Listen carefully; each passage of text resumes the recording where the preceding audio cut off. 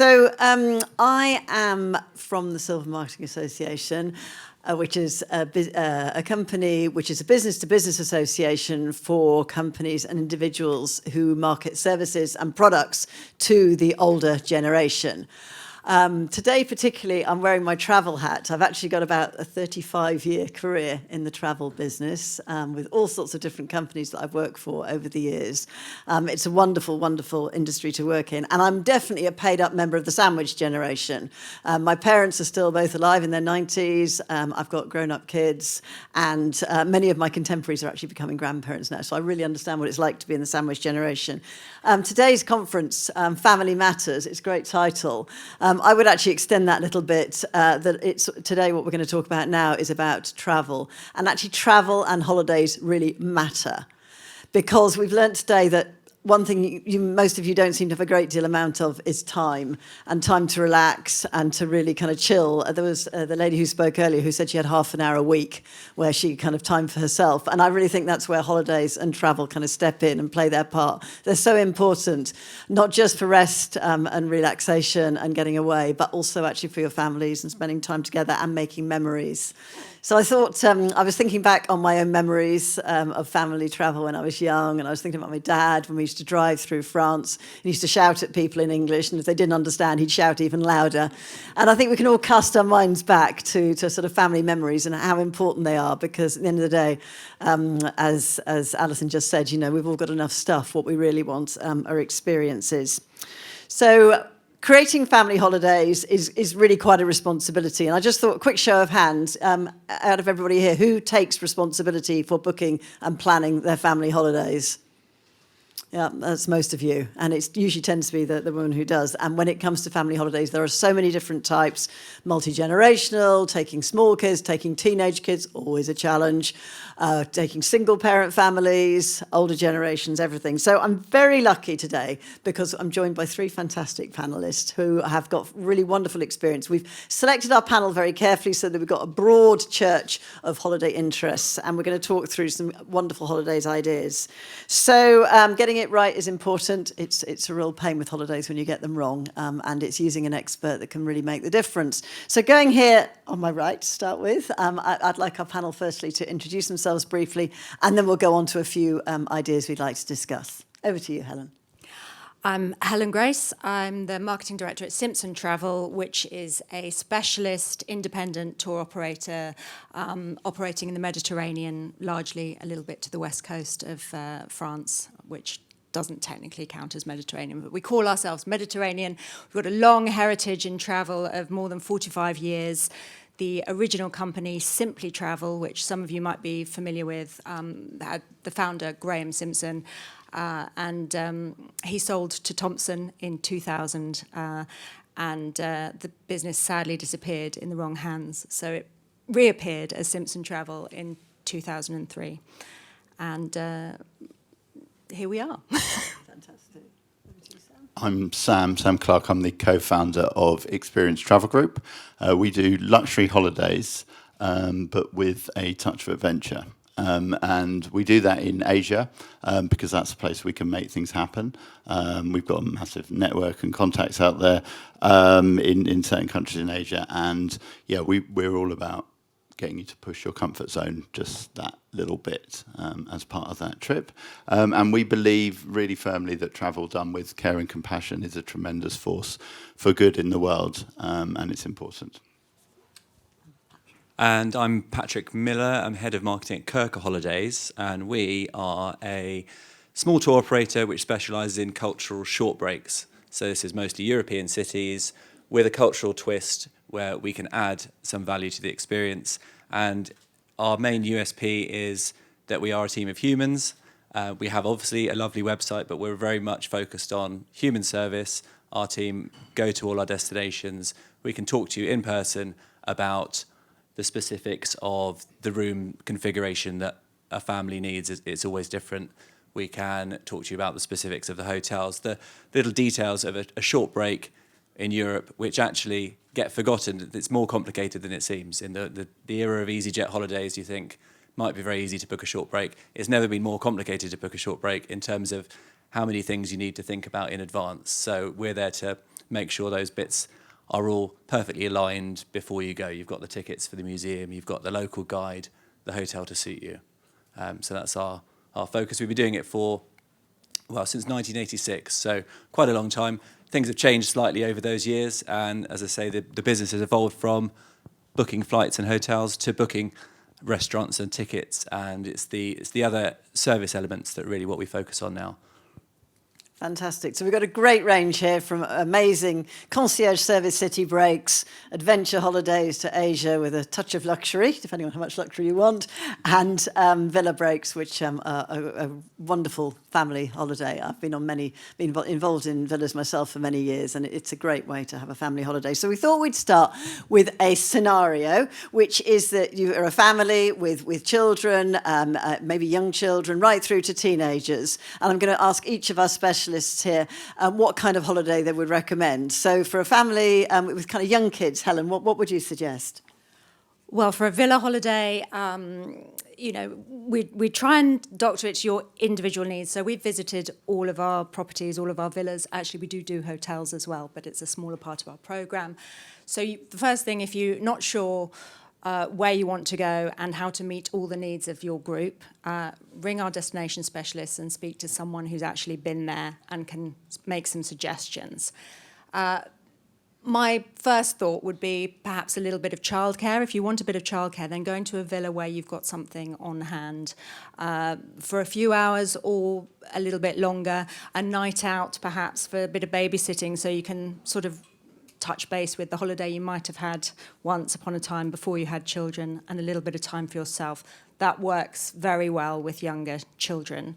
But we also have a programme at our hotels in the school holidays, if the children are slightly older, between 5 and 11, where there are just some supervised activities, some staff on hand who will, do arts and crafts, do some beach activities with your children and introduce them to others to get them over that little phase where perhaps they might just not want to leave your side. And we find that works really well with younger kids.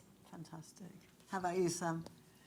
We're probably the stage on with our holidays. It's more about teens, so probably start with the youngest child being kind of 9, 10, that kind of thing, and then goes right the way up to teens and actually way beyond now. We call those bribery holidays when you're... Will you come on holiday with me? No.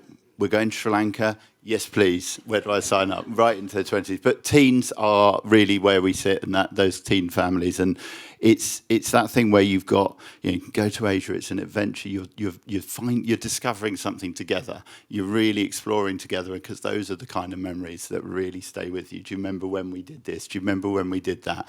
And that's a really special thing. And to be able to create that works really well. And it's something Debbie said at the beginning made me think it is a majority. It is usually women who do the planning for the family holidays, and we've noticed that there's a lot of stress and angst around that. And will they like this? Will they be happy? Will they be stroppy? Will they be in their room? Will he get involved at the last minute? He seems to probably do the same myself, but he suddenly steams in and go, are we doing this? Are we doing that? Why are we doing that? And there seems to be a lot of stress. So what we try and do is say from a very early stage, let's get everyone involved. And bear with me on this, but we like to get even the teens involved in the planning process, because if they are, they've got that little bit of extra buy-in, and if they've got something that they feel they've contributed. We had a family the other day that the younger boy said love to stay in a tree house, and we found that in Thailand we found something to do that. If they feel like my son, it was a breakfast buffet. He's not a classy boy, but anyway, it was a breakfast buffet. So we made sure that he had the breakfast buffet when he was a bit younger. Now he's cooler now. I think he'd still want the breakfast buffet, but anyway. But you get that buy-in, and it makes so much difference. And they'll do things that you'd be surprised about, because our consultants are quite cool, and when they suggest things, somehow it goes down a lot better than when we suggest it as parents. So doing that and getting them out there, doing an adventure, getting them off their phones, getting them exploring, but doing it together with you. So you're learning, you're exploring, you're discovering together. Those are the memories that will stay with you. Fantastic. And I'm with your son. I love a breakfast buffet. Amazing.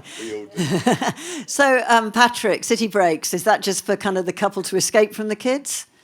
Well, it's a good question. And I think, yes, there is definitely an element of a city break to escape from the kids is an absolute vital aspect of I've instituted this now personally. I'm going away tomorrow just for 2 nights away from the kids. Grandma's involved, looking after them. And 2 nights away, it's amazing how rejuvenating it can be to just have a change of scenery away from everything else you're doing in your daily life. And it's very easy now I'm going from City Airport. I'm obsessed with City Airport now and only fly from there. It's amazing where you can go in 55 minutes, 90-minute flight. You can sail through at City. You don't need to take all those liquids out of your bag anymore. They've got the magic scanners.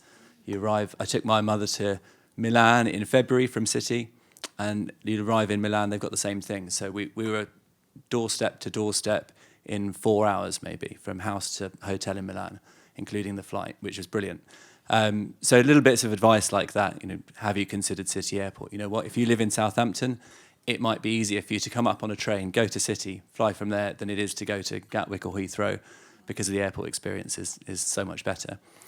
So yes, it's about getting away for a short break as parents on your own, but I think city breaks with a family are actually an underrated experience too. And there's a perception that a family holiday is a beach holiday, it's bucket and spade, and that's what you want. But actually taking kids away to a European city can be immensely rewarding, and probably, maybe not toddlers, maybe when you're school age and they're interested, they may be learning about the Greeks or the Romans in history, or about volcanoes in geography, or maybe it's the language we're doing, they're studying French and Italian and Spanish.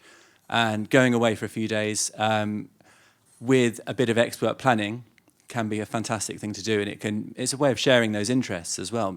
Some of us, I studied history. I love going to ancient historical sites in Athens or Rome, or going around a museum and boring my children, talking to them about it. But it will help. It's completely different to going on a school trip or learning about these things in a lesson, to actually go there with your family and share the experience of walking around the Acropolis or Pompeii. And the key thing in any of those experiences is to plan it, and perfect planning is absolutely key. And speaking to someone who can then put you in touch with the right kind of local guide who knows how to talk to the right age group is key. And the local individual guide makes an enormous difference, and you've got to have one. Go to Pompeii on your own, dragging 2 kids around can be an enormous endurance test. If you go at the right time of year with someone, I know a lovely local guide called Barbara, and I set her up with a friend of mine who was taking his kids. He suddenly decided quite recently that he's going to start using Kirka for some short breaks. He's one of these people who's always done them independently, and he was taking his kids on a sailing holiday off the coast of Italy, and suddenly realised, Pompeii's really nearby. I've got to take them there. I feel like I've got a parental duty to give them that bit of classical history. So he rang up and said, I want to do Pompeii, but how do I do it? And I said, well, here you go. This is what we've got to do. You need to speak to us. We need to set you up with a hotel. You probably want to stay in Naples on this occasion, maybe, not in the resorts of Sorrento. You want to have Barbara, lovely guide. She's going to meet you. She's going to have 2 hours with you at Pompeii. That's all you need, all you can manage. She's going to show you the key things, take the kids to the pizzeria and, the interesting bits in Pompeii that will fire their imagination, and then leave you to it and leave you in a restaurant for a pizza lunch or gelato stop, espresso for the parents. You've got to have those little sugar rushes. I know sugar's the enemy, but now and then a little dose of sugar. Caffeine and sugar can help. And especially on holiday, you can treat yourself, I think. Fantastic. Actually, just a quick aside is that Patrick once organised an amazing trip for myself and my daughter when she was doing her GCSEs. And we went to Amsterdam and round Anne Frank's house, and then across to Krakow and to Auschwitz. And it was incredible. So, you really can do family trips. So moving on, we thought we'd ask the next question around multi-generation and step-generation breaks when you want to take your grandparents away as one big family holiday. And now that's a tricky one when you've got at least 3 generations, everybody with their own different requirements, shall we say, different schedules, agendas, even tiredness levels. So maybe go back to you, Helen. What would you do there to suggest a nice big multi-generational break? Well, the success of a multi-gen break is usually about the approval of the hardest to please in the group, I think. And so once you've got the location right and you've assessed everyone's needs and that they're all going to be happy, that's where sort of wraparound service really comes in. And like Patrick's saying, also planning. So if you travel with Simpson, you have access to concierge services before you get there and also when you're there. So if you want a pre-arrival shop to make sure that everyone's got their favourite crisps and the right beer and no, nothing with sugar, no processed foods, but their favourite unprocessed foods, we'll sort that out. You know, it's considering little things as well. You could have a hire car, you could have transfers, or you could have transfers and a hire car waiting for you when you're there. And again, that's really specific to the groups we find. Some people want to be all together in a spectacular chateau. Other people recognise that a little distance can be a healthy thing in group travel. So we've got a selection of villas together, you know, where you can be next door and divvy it up. That way we've also got a selection of villas where there's an annex or a separate flat, separate entrance. And so it's really paying attention to those details makes all the difference when you're planning for multi-gen. That's great. Over to you. So we do quite a bit of families kind of coming together.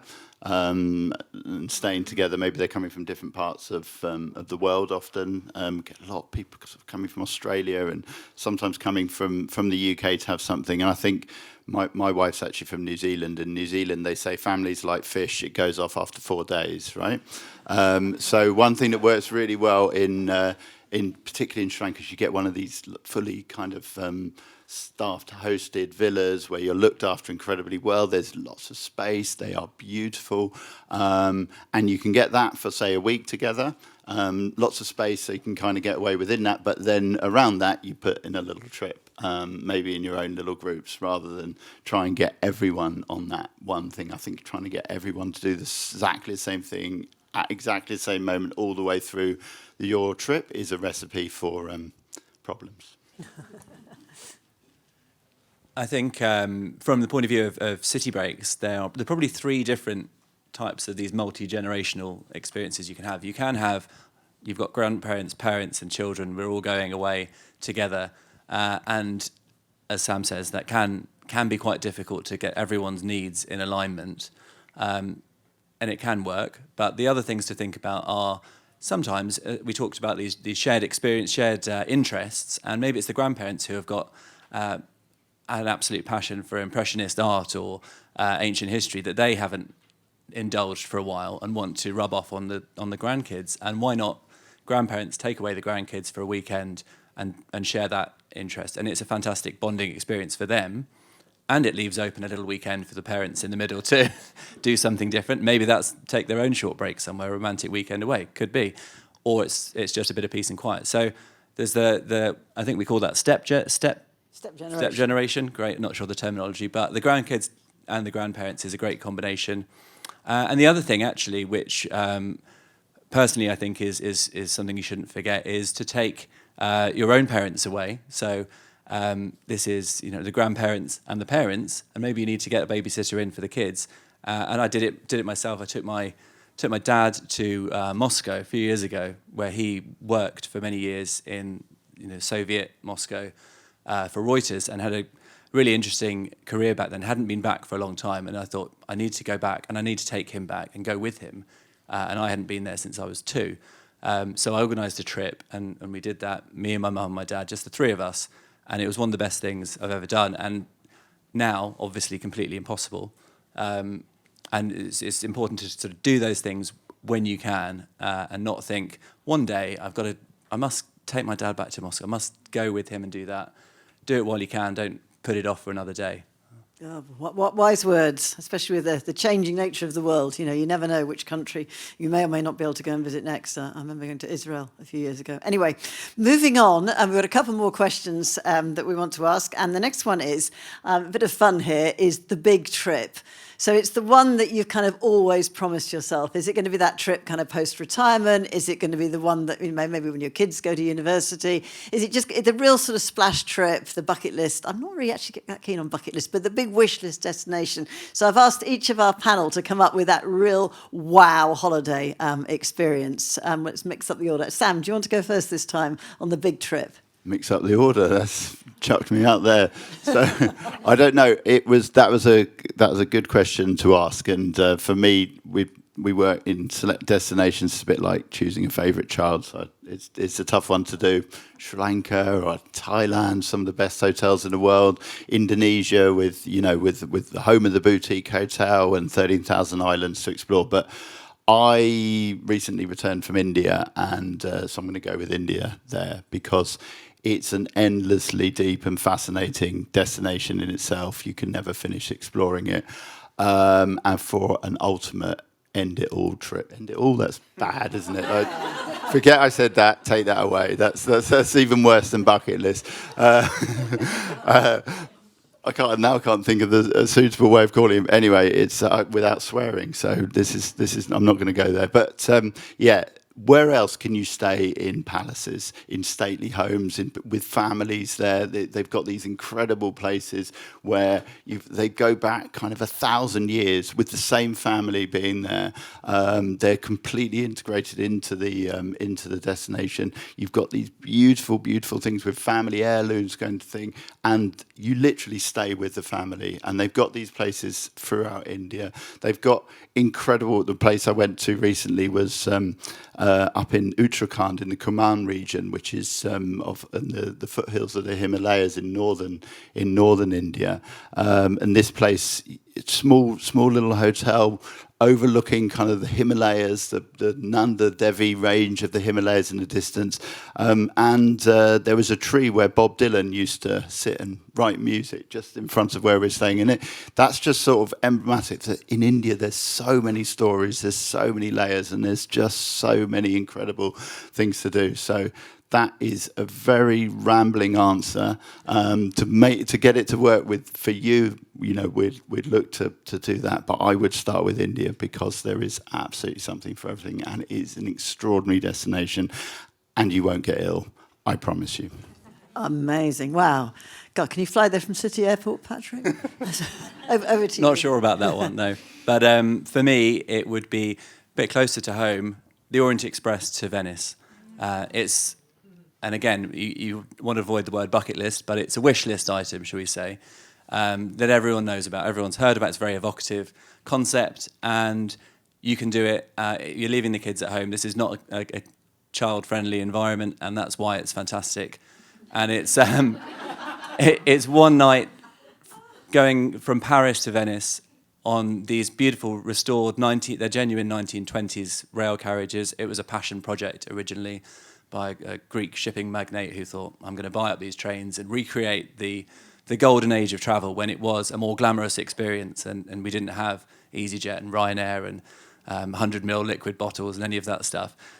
So you get on the train, you have dinner as you glide out of Paris, everyone dresses up, it's full, you can't be overdressed, bow ties, feather boas, whatever you like. Incredible, exquisite food served on board from these tiny little kitchens in white-gloved style, and then a cocktail around the grand piano in the bar car is a magical experience that you won't forget. And as you're rattling along the train, and then you go to bed in your beautifully converted sleeping compartment with this ornate marquetry on the walls and just handsome liveried stewards in their blue and gold outfits. And then you wake up and you open the curtains and there's the Alps outside your window, and you're gliding along through these mountain passes with Swiss Alps, and you come down into the plain and across the lagoon into Venice. And there's no better way to arrive into Venice than on board that train. Just a last Bellini on board, and then disembark onto your water taxi, and you glide off to a hotel. And this could be 3 nights away. It could be a couple of nights. You don't need to be away for months to do something that you'll remember for a very long time. Wow, I'll remember your description for a very long time too. Helen, what would your recommendation be for that amazing blow-the-budget trip? Oh dear. I feel the need to compete now. People, I suppose, tend not to think of Mediterranean holidays as the bucket list, below the budget solution. But I'm going with Crete. Crete is the largest of the Greek islands. It's got an astonishing history, the home of Europe, Minoan culture. There's an awful lot to see. But in terms of a really special below-the-budget trip, we've had a number of people who've taken the whole hotel. And our hotels are boutique size, so that we have 2 hotels exclusive to us in Crete. One is just 6 rooms in a beautiful fishing village, like Greece was 20, maybe even 40 years ago. Beautiful tavernas that you can wander down to, immaculate turquoise water, and just a very nice little community. It's a beautiful place to go, and the feedback that we get when people take the whole thing in the peak weeks of summer is extraordinary. And actually, it isn't quite as phenomenally expensive as you might think, and then you're looked after, you're catered for, everyone gets a break. If you had a very special occasion, like a 60th birthday, for example, in Crete, we also have a hotel which is a series of little cottages woven into a traditional village at the foothills of the White Mountains with views across to the sea. And it's 10 cottages, so you're very much part of a real Greek community and that life, again, with traditional tavernas attended by real Greek people. It's a working village. And you can be part of that with your own garden at the heart of the village and pool, and bring your nearest and dearest friends and family to celebrate a milestone, and that works very well as well. Beautiful. What beautifully painted portraits they were of India, your own hotel, and the Orient Express. Thank you. Sarah, how are we doing on time? Can I get a couple of audience questions? Just get a couple of audience questions and then... Fine. Okay. Anyone got any questions? I know we've got a few travel experts in the audience here. Does anyone want to... it's Amanda, isn't it? Yeah. I wanted to ask, when you do your family sort of meeting, do they come to you? Is it online? How do you actually sort of, if you've got your teenagers and your parents, you're all sort of saying what you want. How do you do that? Zoom or Team to come into the office. We have a lot of people come into our office, but I think to get the teenagers to come into the office is probably a step too far. So get them all on Zoom. Isn't it great what COVID did in terms of creating all these wonderful online meetings? Any other questions from anyone who got any ideas on wish lists? Or otherwise, on the table over there, there's some literature for all of our travel partners here. And also, I think you're going to stay a bit at lunch, aren't you? So you can have a chat when you want to. So I'll just finish with just one more question for each of the team. And I think this is a really important one, because in this day and age, it is very easy just to kind of go away and book your own thing. And I'm a believer, I know they are too, and our travel agents too, that it's actually perhaps not the right thing to do. A lot of people got their fingers burnt in COVID when they booked direct, not getting their money back. I mean, that's not the only reason. So I just thought I'd ask each of our panellists just briefly to say why it's important to use an expert, a real expert, and not just to go it your own way. So Helen, why would you use Simpson and not Airbnb? Well, I'm going to give you a real life example because it's the easiest way to highlight the point. Otherwise I could go on for ages. But mostly things go well on holiday. Occasionally things go wrong, and that's when being with a tour operator is essential. So the year before last, we were transferring Simpson guests across the Ionian Sea from Paxos to Corfu to catch their flight home.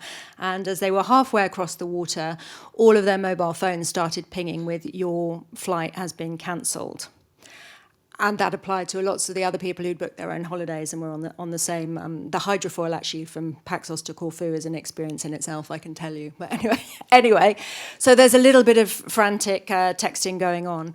When our clients arrived at the port in Corfu, our representatives were there to meet them. They'd already sorted out their accommodation for the evening. They were already working on replacing them on a different flight to get home, where other people were really high and dry, trying to source accommodation and everything else, whereas the minibuses sort of turned up and took our clients to various lovely places to stay, actually, in Corfu. So So it's that reassurance and protecting when things don't go quite so well. I want to go on because I've got so many other examples. You know, people forget their medication, particularly on a multi-gen, and there's suddenly, if you're not there until 8 o'clock at night, who do you turn to actually get those very important drugs as quickly as possible?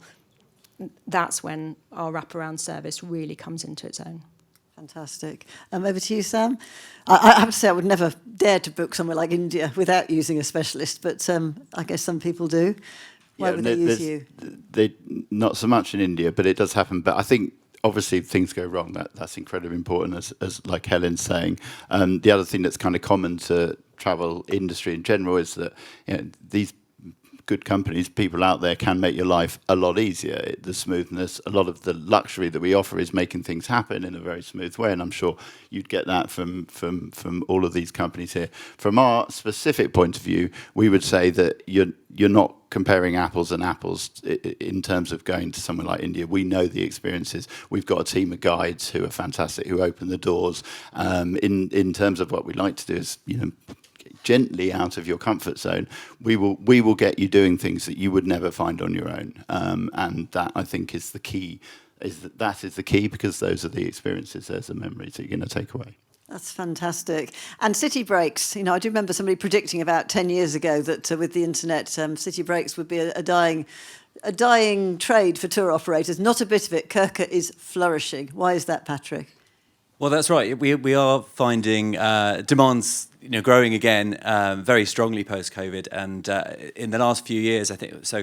The pandemic was the big reminder that things do go wrong, and there we were, refunding people, postponing holidays, all of that sort of thing, and that's one aspect. But the other thing is actually, and I alluded to it briefly earlier, that people are telling me, our customers are telling me that actually, it's not easier anymore to book a holiday. And it is genuinely quite difficult to book 3 nights in Milan. I did this in February. And obviously you can. You know, any of us could book it in 5 minutes. You get your phone out, EasyJet, they'll add on a hotel, and you can do it. But what you really need is someone to tell you, you can't go to Milan unless you've thought about whether you want to see Leonardo's Last Supper, which you have to book 3 months in advance on the specific day that the tickets come out for your 15-minute slot. And we can make sure that's incorporated. If you want to go to an opera at La Scala, one of the top opera houses in the world, or ballet, you've got to book those on the day they're released to get the right tickets. You've got to fit these different things together. If you're going away for 3 nights and you think, right, I'll book my flights and hotel and then I'll decide what I'm doing, actually it's too complicated to do that anymore. The different ways to access these various different tickets, it's not impossible, but it's quite time consuming. So we would say it's worth delegating all of that smooth running to people who do it every day. And our concierge who sits in our office, his only job is to do things like make sure that anyone travelling to Milan has had a phone call and we've said, do you want to go to the Last Supper? Have you thought about that? Because if you do, we need to book it for you well in advance. And we'd also recommend going to the Brera Gallery with a private guide. We'd also recommend booking a couple of restaurants before you go. A short break is actually one of the more complicated types of holiday to book, and if you want it to go perfectly anyway. And the average holiday for us, even though it's maybe 4 nights, has about 17 or 18 different elements, whether it's a restaurant reservation, a ticket for an art gallery, a guide, a flight, a transfer, a hotel, all of those things. So it's actually, it's more complicated than you might think. That's the answer. I think all those answers have shown how important it is if you want a really curated, personalised experience, it can be done for you. And I have to say, just personally, when you arrive at an airport and there's that welcoming board for Kirka, for Simpson, for Experience, you know, it is really lovely to arrive somewhere and just think, actually, it's all taken care of. It's something I value so much. So I think we're out of time now, and I'm very aware that we stand between you and lunch. So I'd like to really thank Patrick and Sam and Helen, who've, I think, done a super job, hopefully, in telling you about the wonderful holiday opportunities.